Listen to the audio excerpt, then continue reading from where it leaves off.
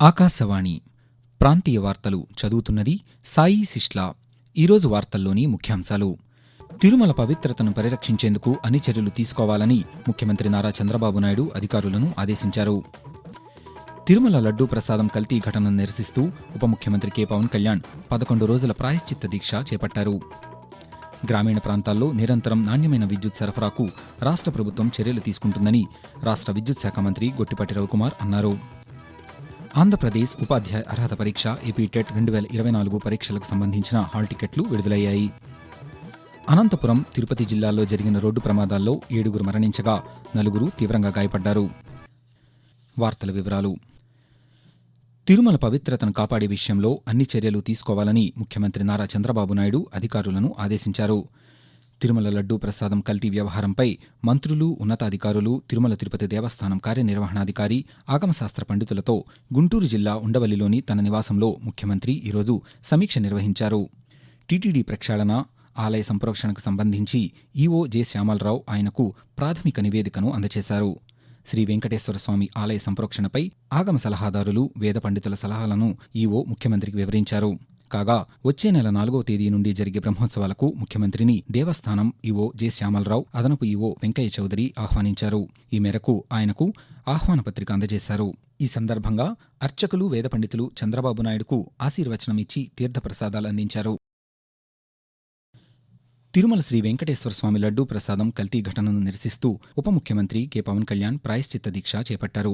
గుంటూరు జిల్లా నంబూరులోని దశావతార వెంకటేశ్వర స్వామి ఆలయంలో ఆయన ఈరోజు స్వామివారికి ప్రత్యేక పూజలు చేశారు.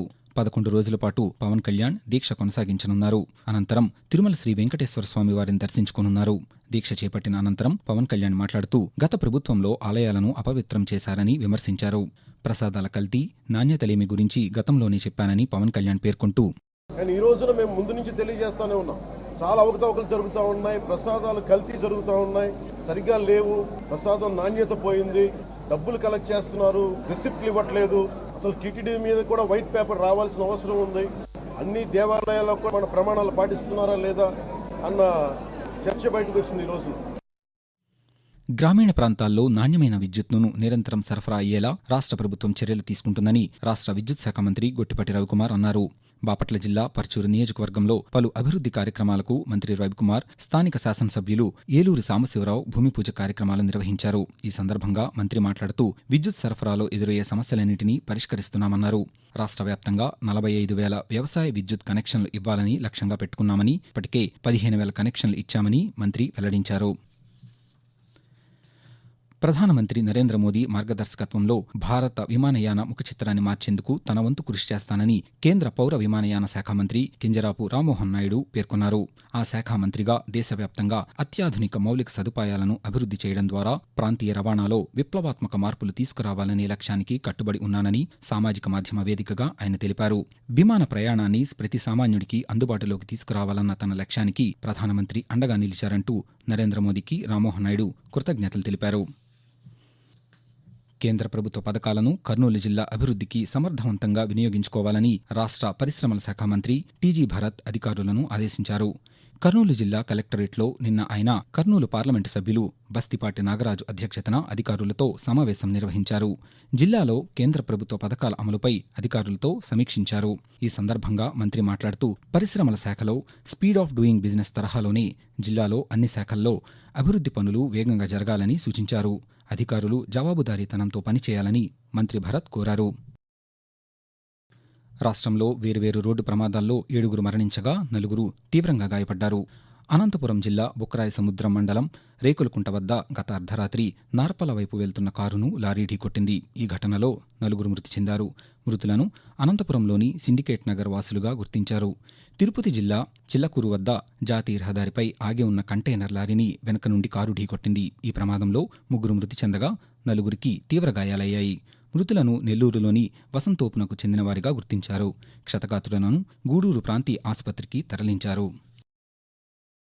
ఆకాశవాణి ప్రాంతీయ వార్తలు వింటున్నారు. అక్రమ రవాణా సహా వివిధ మార్గాల్లో మన దేశం నుండి తరలిపోయి అమెరికా చేరిన కళాఖండాలు తిరిగి స్వదేశానికి చేరనున్నాయి. క్వాడ్ శిఖరాగ్ర సదస్సులో భాగంగా ప్రధానమంత్రి నరేంద్ర మోదీ అమెరికాలో పర్యటిస్తున్నారు. ఈ సందర్భంగా భారత్కు చెందిన 297 పురాతన వస్తువులు తిరిగి ఇచ్చేందుకు భారత్, అమెరికా మధ్య ఒప్పందం కుదిరింది. భారత్ నుండి అమెరికాకు తరలిపోయిన 297 పురాతన వస్తువులు వెనక్కి అప్పగిస్తున్నందుకు అమెరికాకు ప్రధానమంత్రి కృతజ్ఞతలు తెలిపారు. ఈ ఒప్పందం సాంస్కృతిక వస్తువుల అక్రమ రవాణా నిరోధించడాన్ని బలపరుస్తుందని ఎక్స్లో పేర్కొన్నారు.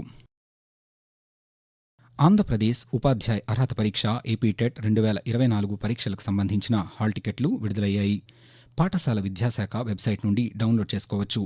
కంప్యూటర్ ఆధారంగా నిర్వహించే ఈ పరీక్షకు రాష్ట్ర వ్యాప్తంగా మొత్తం 4,27,300 మంది దరఖాస్తు చేసుకున్నారు. అక్టోబర్ 3వ తేదీ నుండి 20వ తేదీ వరకు పరీక్షలు జరగనున్నాయి. అభ్యర్థులు తమ రిజిస్ట్రేషన్ నంబర్, పుట్టిన తేదీ నమోదు చేసి హాల్ టికెట్లను పొందవచ్చని అధికారులు తెలిపారు. రైతులు గతంలో ఎదుర్కొన్న సమస్యలను పరిష్కరించేలా చర్యలు తీసుకుంటామని రాష్ట్ర పౌర సరఫరాల శాఖ మంత్రి నాదెండ్ల మనోహర్ తెలిపారు. కృష్ణా జిల్లా కంకిపాడు మండలంలోని పునాదిపాడు రైతు భరోసా కేంద్రాన్ని నిన్న ఆయన ఆకస్మికంగా తనిఖీ చేశారు. రైతులకు అందుతున్న సేవలను అధికారులను అడిగి తెలుసుకున్నారు.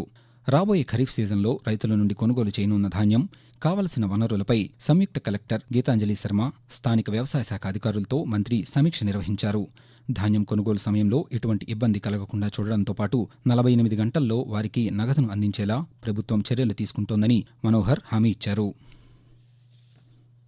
విజయవాడలో వరద ముంపునకు గురైన ప్రాంతాల్లో బీమా సంస్థల ద్వారా 5,141 దెబ్బతిన్న వాహనాలకు సంబంధించిన 20,30,00,000 రూపాయల విలువైన క్లెయిమ్లను పరిష్కరించామని రవాణా శాఖ అధికారులు తెలిపారు. డివిజన్ల వారీగా నియమించిన మోటారు వాహన ఇన్స్పెక్టర్ల పర్యవేక్షణలో వేగంగా వాహనాల మరమ్మతులు జరిగేలా చూస్తున్నట్లు పేర్కొన్నారు. ఆ ప్రాంతాల్లో 179 ప్రైవేటు మెకానిక్లను అందుబాటులో ఉంచి త్వరగా మరమ్మతులు చూసేలా చేస్తున్నామని, ఇప్పటివరకు 4,849 వాహనాలకు మరమ్మతులు చేయించామని వెల్లడించారు. మాతృభాషపై పట్టు సాధిస్తే హిందీ భాష నేర్చుకోవడం సులభమవుతుందని కేంద్ర ప్రభుత్వ ఆధ్వర్యంలోని central bureau of communication Guntur క్షేత్ర ప్రచార అధికారి ఆర్ రమేష్ చంద్ర అన్నారు. సిబిసి ఆధ్వర్యంలో గుంటూరు ప్రభుత్వ మహిళా కళాశాలలో జరిగిన హిందీ పక్షోత్సవాల సందర్భంగా జరిగిన వివిధ పోటీల్లో విజేతలకు ఆయన బహుమతులు, ధృవీకరణ పత్రాలు బహూకరించారు. ఈ సందర్భంగా జరిగిన సమావేశంలో మాట్లాడుతూ హిందీ భాష నేర్చుకుంటే విద్య, ఉపాధి అవకాశాలు మెరుగవుతాయని తెలిపారు. మాతృభాష తెలుగు, అధికార భాష హిందీ 2 కళ్ల వంటివన్న రమేష్ చంద్ర 2 భాషల మధ్య ఉన్న సారూప్యం, అంతరాలను వివరించారు. ప్రధానమంత్రి నరేంద్ర మోదీ తన మనసులోని భావాలను ఆకాశవాణి ద్వారా దేశ ప్రజలతో పంచుకునే మన్ కీ బాత్ మనసులోని మాట కార్యక్రమం 114వ సంచిక ఈ నెల 29వ తేదీ ఆదివారం ప్రసారమవుతుంది. మన్ కీ బాత్ కార్యక్రమానికి ప్రజలు తమ సూచనలు, సలహాలు అందించాలని ప్రధానమంత్రి కోరారు. ప్రజలు తమ స్వర సందేశాలను 18001117800 నెంబర్కు ఈ నెల 27వ తేదీ సాయంకాలం వరకు పంపవచ్చు. రాష్ట్రంలోని ప్రస్తుత వాతావరణ పరిస్థితులను అమరావతిలోని భారత వాతావరణ కేంద్రం అధికారి డి శేషసాయి కొద్దిసేపటి క్రితం ఆకాశవాణి విజయవాడ కేంద్ర ప్రాంతీయ వార్తా విభాగానికి తెలియజేస్తూ, ఉత్తర కోస్తా ఆంధ్రప్రదేశ్ మరియు దక్షిణ కోస్తా ఆంధ్రప్రదేశ్, రాయలసీమలో ఈరోజు తేలికపాటి నుండి ఒక మోస్తరు వర్షం లేదా ఉరుములతో కూడిన జల్లులు అనేక చోట్ల కురిసే అవకాశం ఎక్కువగా ఉంది. భారీ వర్షాలు 1 లేదా 2 చోట్ల కురిసే అవకాశం ఉంది. ఉరుములతో కూడిన మెరుపులు మరియు బలమైన ఉపరితల గాలులు గంటకు 30 నుంచి 40 కిలోమీటర్ల వేగంతో వీచే అవకాశం ఉంది. రేపు తేలికపాటి నుండి ఒక మోస్తరు వర్షము లేదా ఉరుములతో కూడిన జల్లులు చాలా చోట్ల కురిసే అవకాశం ఉంది. ఉరుములతో కూడిన మెరుపులు మరియు బలమైన ఉపరితల గాలులు గంటకు 30 నుంచి 40 కిలోమీటర్ల వేగంతో వీచే అవకాశం ఉంది. ఆకాశవాణి ప్రాంతీయ వార్తలు ముగించే ముందు ముఖ్యాంశాలు మరొకసారి. తిరుమల పవిత్రతను పరిరక్షించేందుకు అన్ని చర్యలు తీసుకోవాలని ముఖ్యమంత్రి నారా చంద్రబాబు నాయుడు అధికారులను ఆదేశించారు.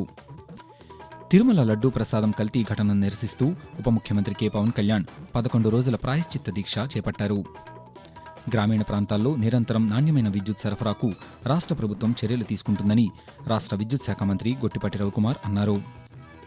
ఆంధ్రప్రదేశ్ ఉపాధ్యాయ అర్హత పరీక్ష ఏపీటెట్ 2024 పరీక్షలకు సంబంధించిన హాల్ టికెట్లు విడుదలయ్యాయి. అనంతపురం, తిరుపతి జిల్లాల్లో జరిగిన రోడ్డు ప్రమాదాల్లో 7 మరణించగా 4 తీవ్రంగా గాయపడ్డారు. ఆకాశవాణి ప్రాంతీయ వార్తలు ఇంతటితో సమాప్తం.